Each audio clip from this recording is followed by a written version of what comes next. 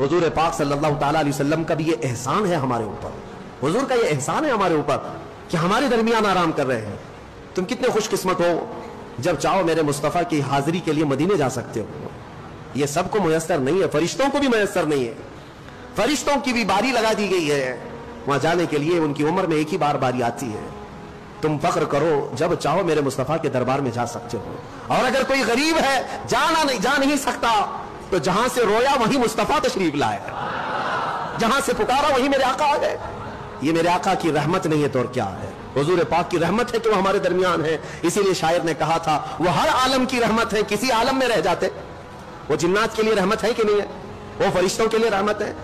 अल्लाह ताला के 18,000 आलम, 18,000 मखलूकात की अलग अलग दुनिया, वो रसूल सबके लिए रहमत है, सबके लिए रहमत है। किसी भी दुनिया में रह जाते मेरे मुस्तफ़ा, वो हर आलम की रहमत है, किसी आलम में रह जाते, ये उनकी मेहरबानी